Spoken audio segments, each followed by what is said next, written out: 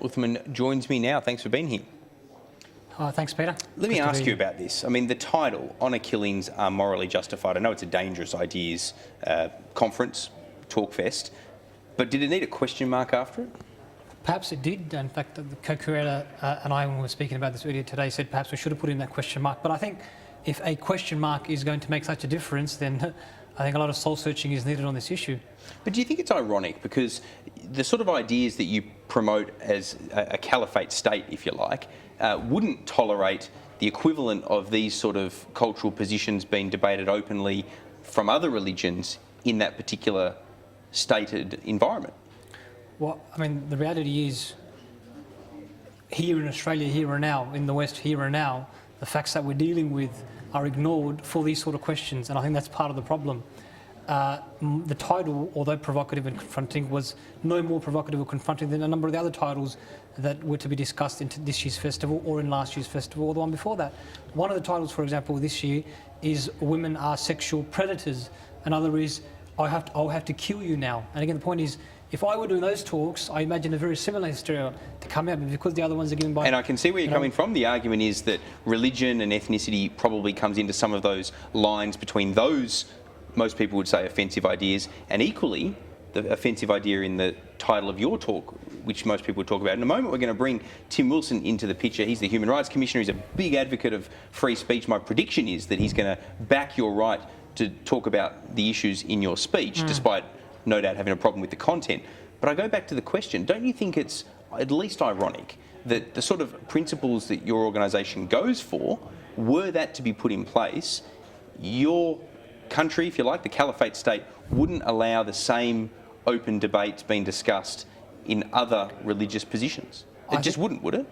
Well, the reality is there's an assumption here. There's an assumption that because us as secular liberals adopt certain ideas, these are universal and everyone has to adopt them, and that's how we're going to judge everyone.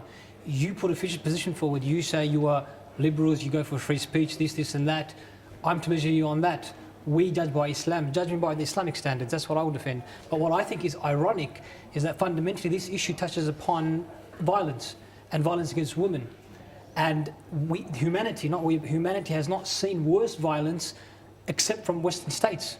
Wars, invasions, destroying entire countries, and then we're meant to be lectured about this or that or this. That's the point, and that's what I emphasised today at the press conference, that this fundamentally is about the monopolisation of violence, how violence is defined, when it's justified and when it's not justified, whether judicially or extrajudicially. The West can do that. The US can go and bomb its own citizens. Australian citizens can be droned in Yemen, and there's not a bleep. But if someone just has a title, doesn't even open his mouth yet, there's hysteria and a groundswell across, and I can fill a media conference room. But if I called the same press conference when 2 Australian citizens were droned in Yemen, no one would come. All right, let's bring Tim Wilson in, the Human Rights Commissioner, a massive advocate of free speech. I think I know where you're going to go on this, but I'm guessing that you are going to defend Uthman's right to say what he wanted to say before he was banned from the festival, even though you presumably abhor what it was that you expect he was going to say.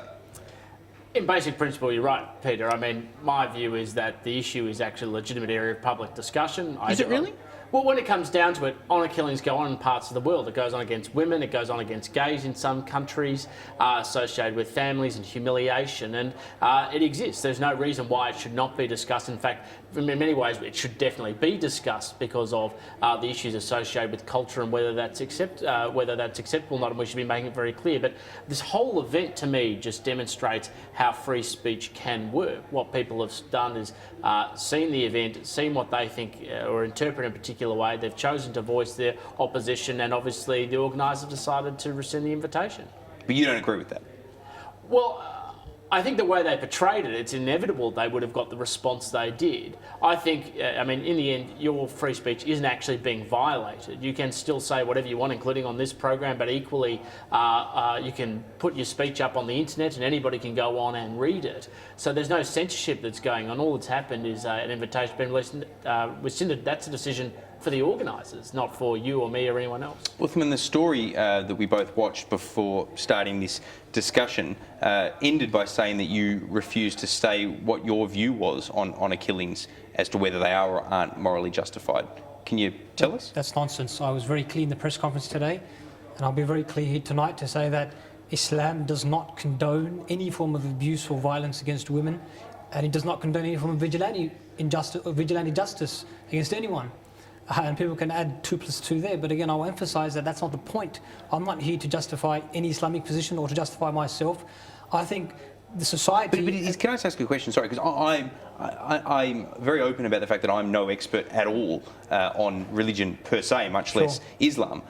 But I always was led to believe that violence towards women in the context of these morally justified honour killings, stonings and the like was something that was part of what has been described as a more radical Islamic faith. Is that just wrong? Well, there's all sorts of things that are attributed to radical Islam. That's the whole point, to demonise. But you are not in any way advocating any of that. I said very clearly that vigilante justice per se, without due process, Islam does not accept that people be punished without a due process, judicial process, people being sentenced, laws and so on and so forth. And I should add, that's not set aside when it's politically expedient, as it is in the West, such as in Guantanamo Bay and various other parts of the world. So that's the issue again. I'll bring it back to the issue. It's not about, I'm not here to justify myself or my stance. I haven't said anything yet. It's a society, and Tim says here that it's the organisers' decision, but the organisers were pushed by a groundswell of opinion. And that groundswell is based upon an Islamophobic sentiment that puts, because of assumptions, says, well, we know what he's going to say. He's a radical, he's backward, he's violent. Your reaction to that, Tim Wilson? As a free speech advocate, you would have liked to have heard this speech, wouldn't you, to know what you think of it? Well, personally, I don't really think you can rationalise honour killing, so I'm not actually much interested in the subject matter. But if you read through not only the headline, but also the text that attached to it, which you yourself agreed with, according to earlier reports, I don't think it has anything to do with Islamophobia at all. It has to do with the fact that people abhor the idea of honour killings and that it can somehow be acceptable in a society such as ours. And so I think it's entirely understandable why there was a reaction. If anybody else had been making exactly the same arguments, I would have expected exactly the same response. But that's the assumption. You're making a very big assumption and suggesting Islamophobia. Why the assumption that I was going to justify honour killings? But that's what the heading said. You agreed to the heading. I'll give you a very good example. There was a heading last year's festival which said that killers can be good. Yeah, you know what the argument was? Do they put a question mark in front of these? I mean, this goes back to my first question to you. You need a question mark in front of all of these type of titles, don't you? That's the point of the thing. But his argument, when people stopped to wait for him to speak, was that ex-murderers can change and be good people, and therefore they should be accepted in society. And he himself was an ex-murderer. But the point is the same thing. If he was a 30 or 40-year-old US white male, if it was me doing that talk, not being allowed to say anything, I was, oh my God, killers can be good. He must be justifying all sorts of I accept that. I think that there is an added layer of hostility and concern attached to radical thought when you have levels of religion or ethnicity thrown into the mix. But I still want to get into the basics of this. I mean, we don't have the time for what was presumably a 20, 30-minute speech, but what were you going to say? Honour killings are morally justified. Presumably you were going to say they're not? Or, see, that can be a positive statement or a normative one. And this goes back to the point about assumptions. What I was going to do was So you're going to say that they should be available as a normative statement? I'll be very clear. What I was going to do was to question the presumptions, the assumptions, the perceptions on this issue. So whenever honour killings are mentioned in the Western context, the social imagination goes straight towards women being stoned in far-off lands in Africa or Asia. It doesn't go, if the issue is violence against women, it doesn't go towards... So where were you going to take it? I was going to take it and ask the question, well, what does honour mean? What are killings? Is this about violence? Is it about violence towards women specifically or more broadly? Then why don't we also think about, for instance, the large portion of women that are killed in the West because of domestic violence and other issues? And then on violence, that's about women. So you were going to turn it back on the West? No, not necessarily. It's to make the point. It's not a comparison about turning about anyone, but it's about the point that this is not about honour killings or violence. It's about cultural and political imposition. Let me ask you, Tim Wilson, how do you, as a Human Rights Commissioner, I said this in my introduction, you were hastily driving here in your taxi, I suspect. How do you balance the role of Human Rights Commissioner with the particular aspect that you're interested in, which is free speech? Because it strikes me that sometimes freedoms to are as important as freedoms from. And this is one of those classically interesting positions where a lot of people are going to be potentially fundamentally offended by the concept, yet you're going to want to defend the right to say something that you may not agree with. Where's the line? There must be a line that impinges at some point on free speech. Of course there's a line on free speech, and it's when it comes into conflict with other rights. Now, to the extent that I've heard what you said tonight, It's a discussion about an evocative, controversial and probably deeply offensive proposition, but you're not inciting violence, or at least I don't believe you are going to go and do that. You're certainly not doing this on this program. And assuming you're not going to do that, then there's no legitimate justification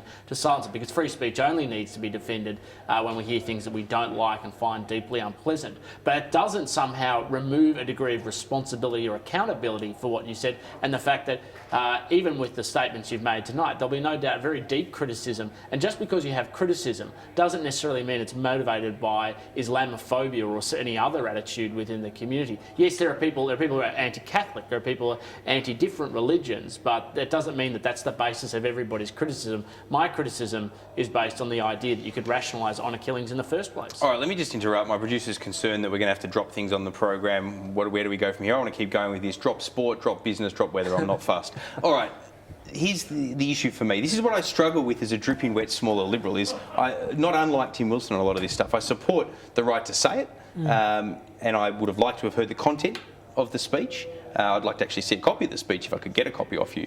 But what worries me is that someone like me, I feel like, in the kind of caliphate state that you're going to talk about, would do anything other than thrive. I feel like all my rights, were you to get what you want, would just be completely catapulted from view. And that kind of worries me, even though I sit here advocating your freedom to speak. And I'm interested in Tim's reaction to this as well.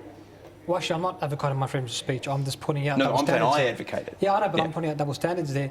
But the thing about the caliphate, it's in the same narrative, right? And the only reason you have certain imaginations about the caliphate is because that's what's popular, right? Whereas, in fact, if for anyone, and I ask people to do their own research about the caliphate, which is not a theory, which was actually practiced for 1300 years. Read what Western historians say about the caliphate. Read what Adam Smith says about the caliphate. Yeah, read what Philip Mansell says about the caliphate in his book Constantinople. And the reality is... So my concern is based on a misunderstanding. Not a misunderstanding, on Orientalist fantasies that have been popularised in order to demonise and then intervene. This is the point, that the state intervenes locally to integrate Muslims and to secularise Islam, and abroad, Iraq, Syria, Okay, let me get Tim Wilson's reaction to that. Well, my concerns are exactly the same as yours, Peter. I mean, I believe in a liberal democracy. I believe that everybody has individual dignity and worth, and that they should be able to go and pursue their rights, their opportunities and their enterprise. And I don't know what your perspective on a caliphate state is to be able to go into great depth about how much it feels threatened. What I can, and like many people I'm sure do, is draw on the examples of other states where obviously Islam is a significant part of their national culture and also religion. You look at some of the things that have been done in those countries, and it raises concern. It's a legitimate area to raise concern when you see Iran, where gay people are hung by the most heinous way possible, where you see treatment of women in very derogatory ways. It's not unreasonable that people ask questions and have a very strong response. That doesn't mean that's what you're advocating, but I'm sure you can understand why people feel that way. I can understand, but it's the inconsistency. So the US can go to war and... But I feel like it's the same inconsistency between your want for the free speech right, which I defend and Tim defends as well, versus the sense, and maybe I'm wrong, that a lot of that wouldn't exist in the same sort of paradigm under the caliphate state. But I'll have to read more about it and we'll get you back. I want to ask you about something on another issue before my producer has a heart attack, before we go to a break, with what time's left to discuss sport, business and weather. Peter Gresta, while I've got you here, I've just got to ask you, I mean, surely you agree, or maybe you don't, that this has been an unjust trial and that there's nothing wrong with a journalist doing what Peter Gresta did? I find that question offensive in itself, not from you per se, but within the context. Absolutely, it's a sham trial. No trial happens in that much time without anyone presenting any evidence. You'd be outraged by the Muslim Brotherhood's treatment in Egypt too, I'm guessing. It was the same guessing. thing, and this is the point, the consistency. Tony Abbott says, I'm going to talk to CC and his regime about Peter Gresta, and then he just ignored before that hundreds of members of the Muslim Brotherhood who had the same treatment, and said before that on Sunrise that day that I congratulated him, CC, about the good work he's doing. So, and this is my point. They go back to the point that the West Australia can rub shoulders with tyrants, go to war, ruin entire countries, and not have that link back to democracy. But a lot of Western scholars have complained about that. I hear what you're saying. A lot of Western scholars, I've read a lot of that when I used to teach international relations, have complained about the double treatment for years with the closeness, for example, of the US to Egypt during the Mubarak period and so on. Saudi Arabia. Yeah, but no one links it to democracy. The way in which Tim was saying, well, Iran does this, even though Iran and Saudi don't implement Islam at all. But the way the links are made, where if Iran does this, then it must be Islam. So when the US does that and Tony Abbott does this, why isn't that secular liberal democracy? I've got to jump in because we are going to go to Christine Milne shortly. We've lost the break, but the good news is we've also lost business, sport and weather.